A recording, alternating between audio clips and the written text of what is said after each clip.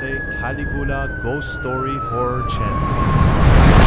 हर video में मिलेगी एक नई सस्पेंस से भरी और रोंगटे खड़े कर देने वाली कहानी। चैनल को सब्सक्राइब करें और बेल आइकॉन दबाना मत ये एक भूलिए। मामूली सा ओपन एंड शट केस ही है। सफर आप चिंता मत कीजिए, हमें जो इन्वेस्टिगेशन करनी थी वो हम कर चुके हैं।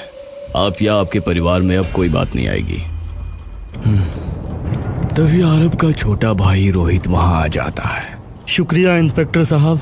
कोई बात नहीं, अभी के लिए आप लोग जा सकते हैं। अगर हमें कोई ज़रूरत पड़ेगी तो हम आपको कांटेक्ट करेंगे। ठीक है। आरब बिना कोई शब्द बोले चुपचाप वहां से उठकर चला जाता है।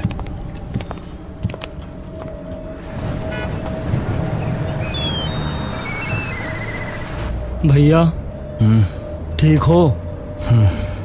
आप चिंता मत करना भैया, मैं हूँ, कभी भी जरूरत हो तो बुला लेना। आरब उसकी तरफ देखकर हल्का मुस्कुरा देता है। पूरी गाड़ी में एक ऐसी शांति छाई होती है मानो कोई अनचाहा साया उनके जहन पर आ बैठा हो।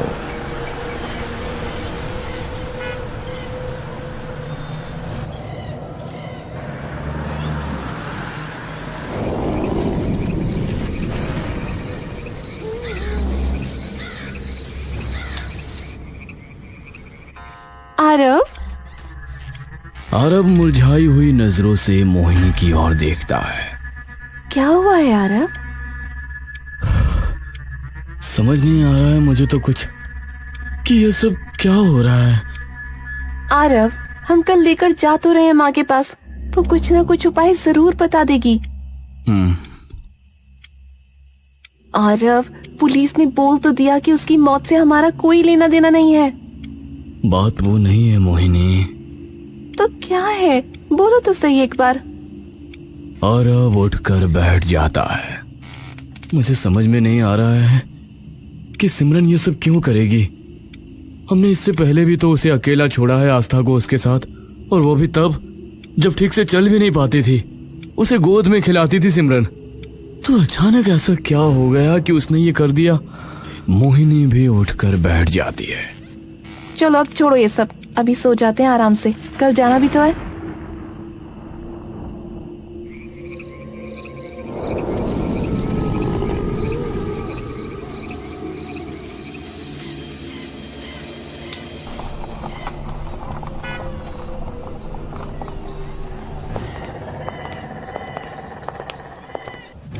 पापा, क्या हुआ? नानी क्या कर रही है ये?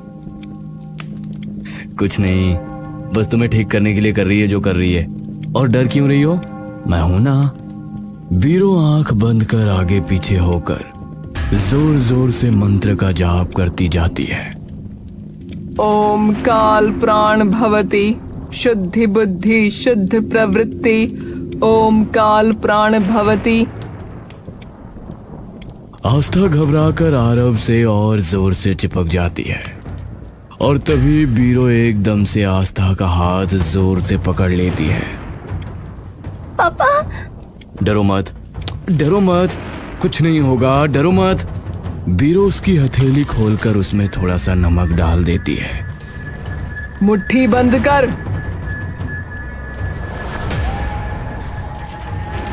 आस्था, मुट्ठी खोलनी नहीं है, ठीक है? पापा मुझे डर लग रहा है। अरे पापा है ना, कुछ नहीं होगा शोना। बीरो अचानक से अपना मुंह ऊपर कर अपनी आंखें खोल लेती है। उसकी दोनों आंखों की पुतलियां अब बिल्कुल ऊपर जा चुकी होती हैं। ओम काल प्राण भवति शुद्धि बुद्धि शुद्ध प्रवृत्ति। ओम काल प्राण भवति। आस्था अपने पिता के सीने से चिपक जाती है। माँ, बस बस बस, हो गया, बस हो गया। बीरो धीरे से नीचे देखती और उसकी आंखों की पुतलियां भी धीरे अब नीचे आने लगती हैं।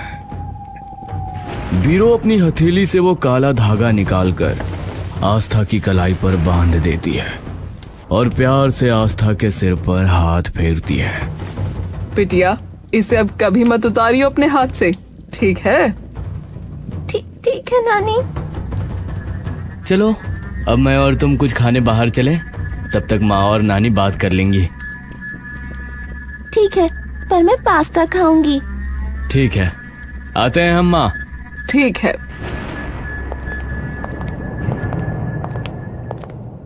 मोहिनी और बीरो कमरे की लाइट जलाकर बैठ जाते हैं। अब मेरी बात ध्यान से सुन मोहिनी, ये काला धागा अब इसकी कलाई से गलती से भी ना उतर जाए।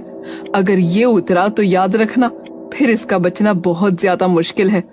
जो हुआ वो काले जादू का नहीं बल्कि किसी आत्मा का काम था। पर ये सब तो सिमरन ने किया था। और खुद की जान भी तो ले ली बाद में। मतलब उस पे किसी आत्मा का साया था। हो सकता है जो भी चीजें तूने मुझे बताई, जो तुमने देखी, वो तो सभी चीजें एक ही ओर इशारा कर रही हैं। किस चीज की ओर? काले जादू की ही एक विद्या है, छाया प्राण विधि। छाया प्राण? ये एक तरीके की तांत्रिक विद्या है जिसमें एक शरीर से दूसरे शरीर में आत्मा का हस्तांतरण किया जाता है। मतलब किसी मरे हुए इंसान को जिंदा करने के लिए एक जान की बलि देनी पड़ती है, और उस मृत शरीर का साया ही तुम्हारी कामवाली से ये सब करा रहा था, और अब उसके मरने के बाद इसके पीछे पड़ा है। तुम लोग अगर सही वक्त पर नहीं पहुंचे होते तो अब इसके ऊपर से वो साया हट गया है ना? हटा नहीं है, रुका है जब तक ये धागा उसकी कलाई पर बंधा है। पर अगर ये धागा एक बार भी हटा तो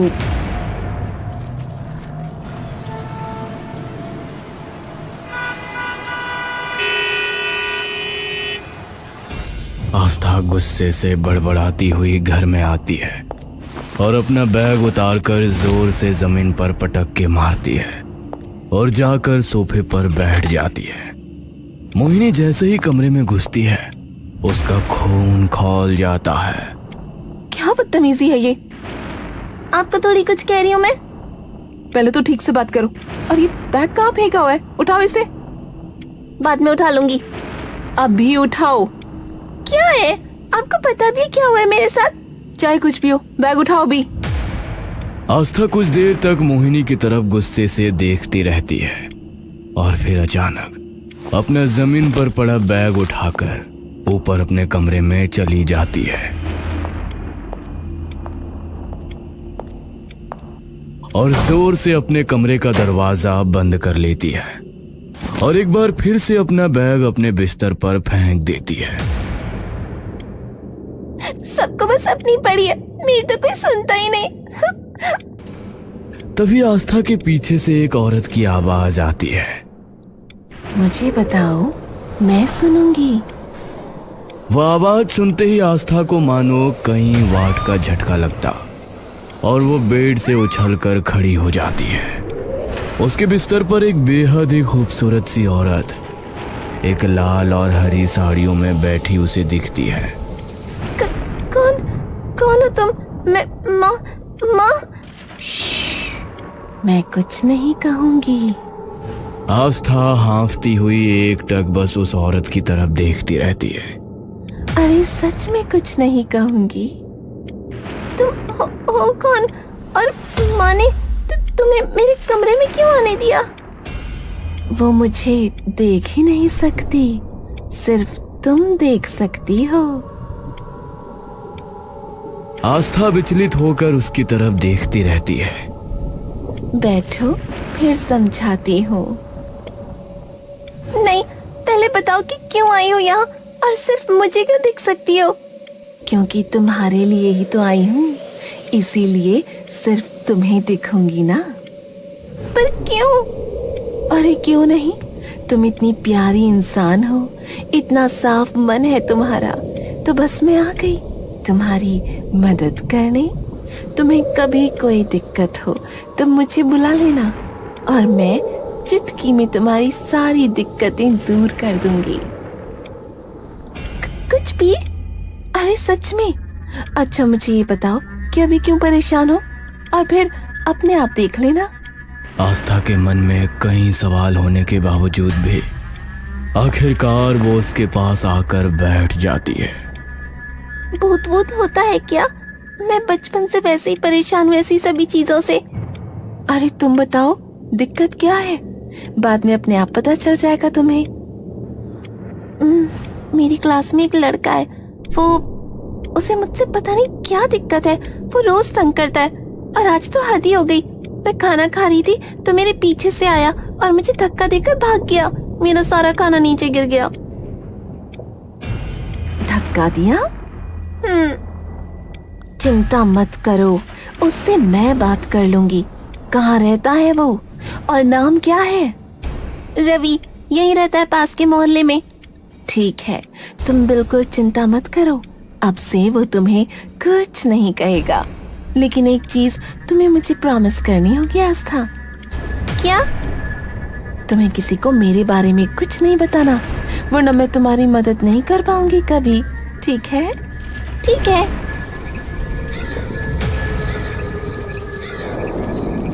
रवि अपने बिस्तर पर आराम से सो रहा होता है कि तभी उसे अपनी गर्दन पर एक मुलायम सा स्पर्श महसूस होता है। वो औरत उसके सामने खड़ी होती है। उसके आधे बाल बिखरे हुए चेहरे पर पड़े होते हैं और डरावनी तरीके से मुस्कुराती हुई उसे देख रही होती है।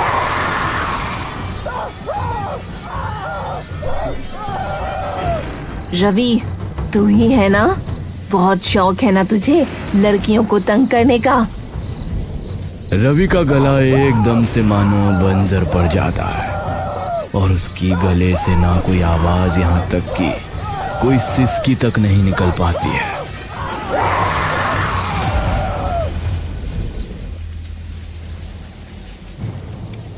आस्था खुशी से चहकती और दौड़ती हुई अपने कमरे में आती है। आपने क्या किया ऐसा? वो तो डर से कांप रहा था। उसने इतनी बार मुझे सॉरी बोला, वो भी पूरी क्लास के सामने। मजा ही आ गया। मैंने कुछ भी नहीं किया, मैंने तो बस बात की थी उससे। हाय, मन तो करा कि आपको गले लगा लूं।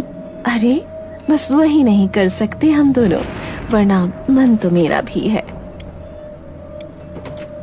आप प्लीज कभी मुझे छोड़ के मत जाना। तभी बाहर से मोहिनी की आवाज आती है। आस्था, क्या हुआ? कौन है तुम्हारे साथ? कोई नहीं है माँ, ऐसे ही। आस्था दामिनी की ओर देखकर मुस्कुराने लगती है। चिंता मत करो, अब मैं कहीं नहीं जाऊंगी। आस्था अपने कॉलेज से गुस्से में तमतमाती हुई वापस अपने घर आती है। दामिनी, आप यकीन नहीं करोगी आज मेरे साथ क्या हुआ। क्या हुआ? इतना गुस्सा क्यों हो? अरे आज लड़ाई हो गई मेरी। क्या हुआ पर? एक लड़का बदतमीजी कर रहा था, मैंने भी लगा दिया उसके कान पे एक सबके सामने। तो ठीक करा बिल्कुल। चल अब इतना गुस्सा मत कर और नीचे जाके खाना खा ले। ठीक है।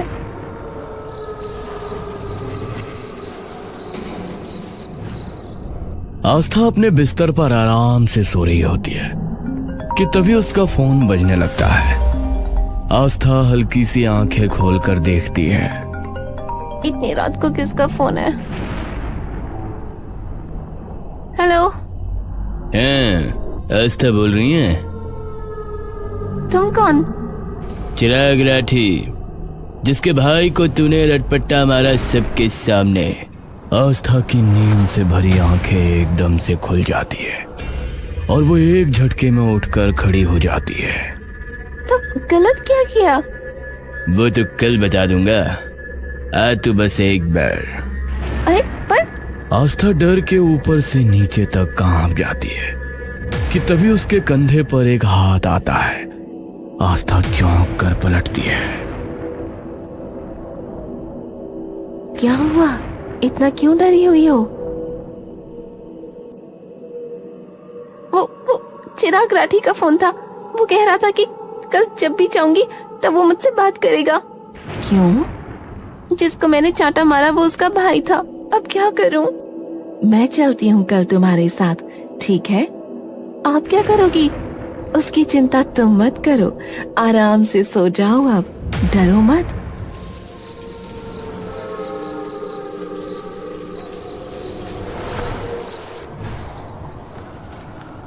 आस्था धीरे से कॉलेज के गेट की ओर अपने कदम बढ़ाती है कि तभी चिराग उसके सामने आ जाता है।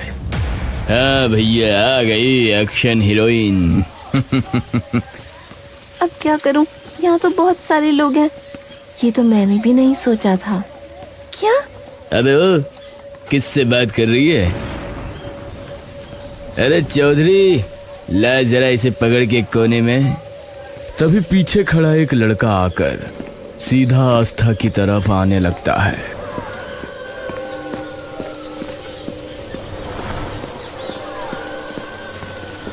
अब एक ही रास्ता है आस्था। आस्था अपनी आंखों की पुतलियां दामिनी की तरफ घुमाती है। पर उसके लिए तुम्हें अपना काला धागा निकालना पड़ेगा। पर माने? अबे क्या बड़बड़ा रही है? चिराग जोर से उसके बाल नोच लेता है। आस्था, समय नहीं है। मुझ पे भरोसा है ना? कुछ नहीं होगा। आस्था अपनी कलाई पे बंधे काले धागे को देखती है और धीरे से आखिरकार उसे खोल देती है। खुल गया, खुल गया।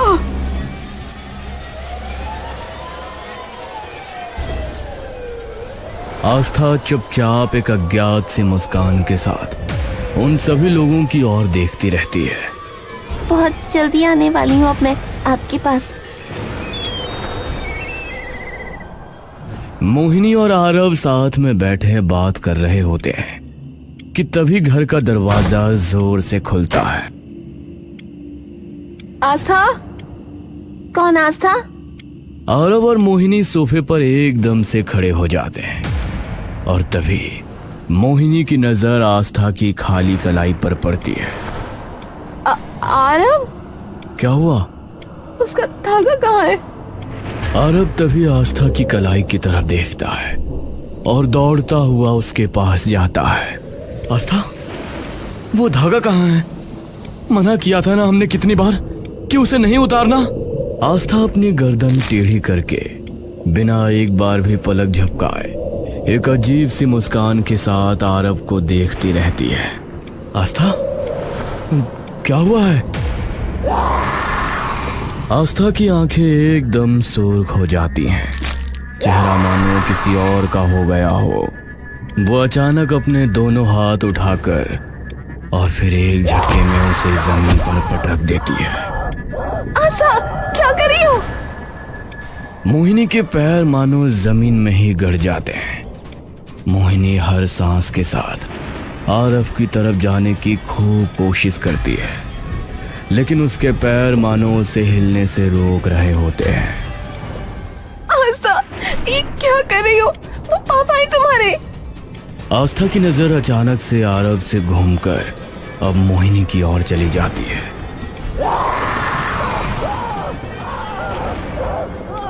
आरव, ये क्या? देखते ही देखते एक ठंडी सी मुस्कान आस्था के चेहरे पर आ जाती है। ये देखते ही मानो मोहिनी के पैर की बेड़ियां टूट जाती है और वो दौड़ती हुई आस्था के पास जाती है और गुस्से से भरा एक तमाचा खींचकर आस्था के गालों पर जड़ देती है। पागल हो गई है क्या? आस्था की मुस्कान अचानक गुस्से के भाव में बदल जाती है और वो जोर से एक तमाचा उल्टा मोहिनी के मुंह पे जड़ देती है। आस्था गुस्से से मोहिनी की ओर बढ़ने लगती है। मोहिनी अब समझ चुकी होती है जो उसके सामने खड़ी है वो उसकी बेटी आस्था नहीं है। आस्था का हर बढ़ता कदम मोहिनी के दिल धड़कने और बढ़ा देता है। तभी पीछे से एक फर्राटेदार डंडा आकर सीधा आस्था के सिर पर लगता है और वो खड़े खड़े वहीं बेहोश होकर गिर जाती है।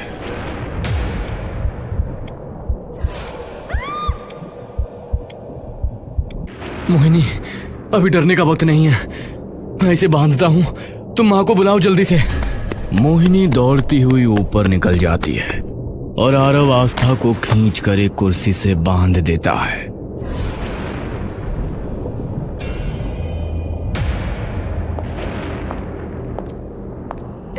माँ, अब क्या? मैंने कहा था ना, धागा नहीं उतरना चाहिए।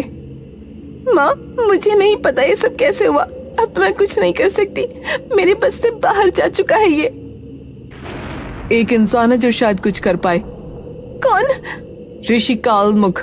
उनके तरीके थोड़े सख्त हैं, पर अब उनके पास जाने के अलावा हमारे पास कोई चारा नहीं है। कहाँ जाना है? उनके आश्रम जाना होगा। तुम इसे गाड़ी में बैठाओ और रस्सी मत खोलना। ठीक है।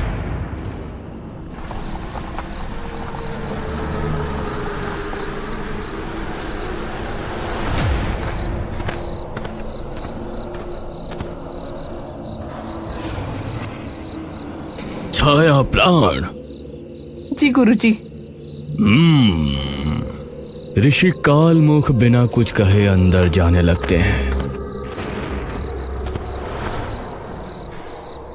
मैं जब कहूं तब इसे अंदर ले आना। जी।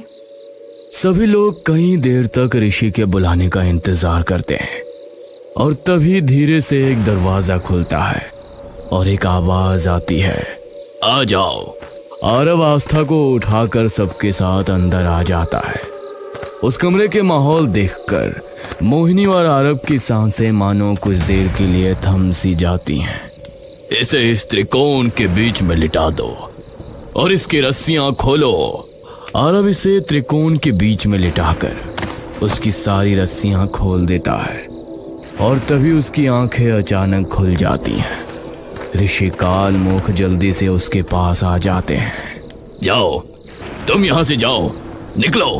आरव छटपटाकर उस त्रिकोण से बाहर निकल जाता है।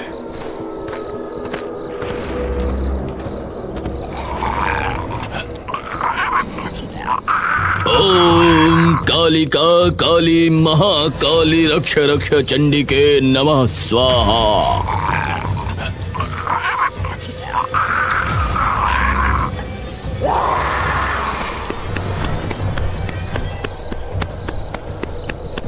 आस्था, आस्था। हाँ, जा। लेकिन आस्था उसे जोर से दूर धकेल देती है। तभी मोहिनी आस्था के सामने आ जाती है। आस्था, रुक जाओ बेटा, मैं हूँ तेरी माँ।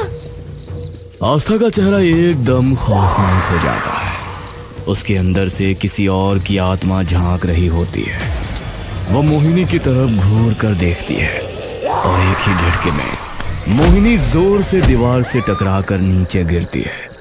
आवाज इतनी ऊंची होती है कि सबके कान बज जाते हैं। आस्था नंगे पैर भागने लगती है। रात का अंधेरा, हवा के तेज झोंके और पीछे सब लोग चिल्लाते हुए दौड़ते हैं। आस्था अब अपनी सोच और समझ का हर कतरा गवा चुकी होती है। पकड़ो उसे, वो शरीर के पास जा रही है। कौन सा शरीर? उस आत्मा का शरीर जिसके लिए ये छाया प्राण यज्ञ किया था तुम्हारी काम वाली ने।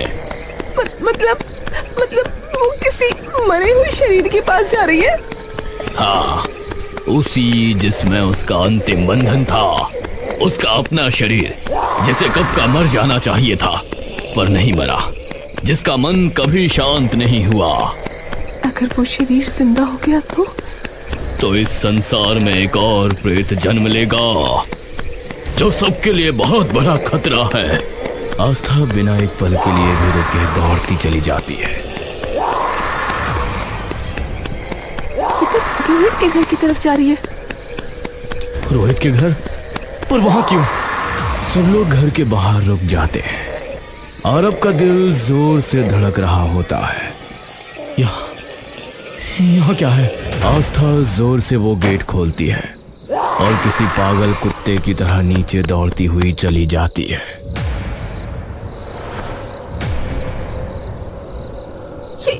ये तो दामिनी। कौन?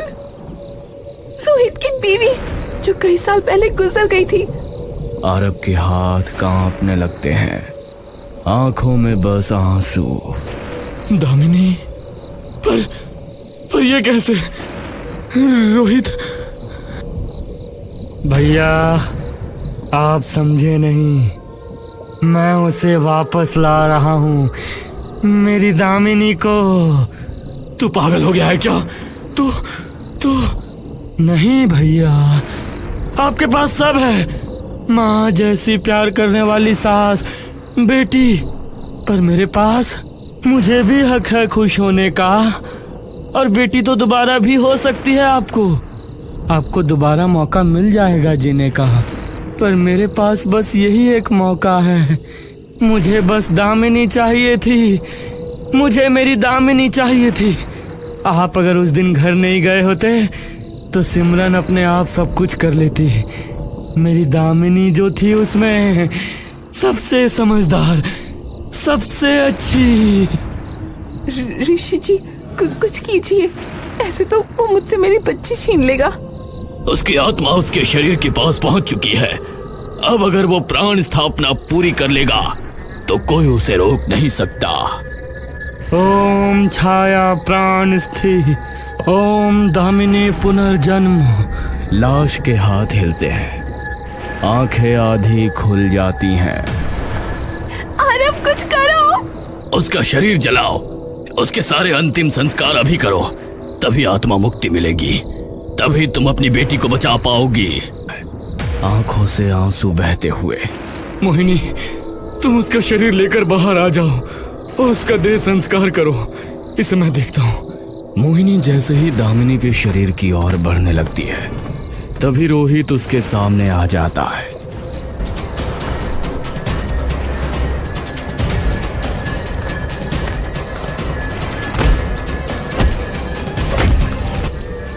मोहिनी शरीर को बाहर लेके चलो, मैं अभी आई। मोहिनी आंसुओं से डूबी हुई दौड़कर दामिनी का शरीर खींचती है और बीरो की मदद से उसे बाहर ले जाती है। नहीं, मुझे मेरी दामिनी चाहिए। हाँ। बीरो और मोहिनी आसपास से लकड़ी इकट्ठा कर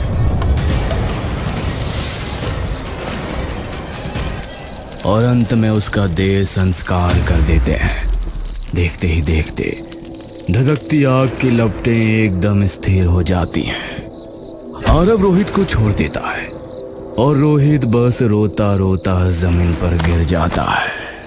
दामिनी, दामिनी। जब प्रेम रोग बन जाता है तो प्राण भी विष बन जाते हैं।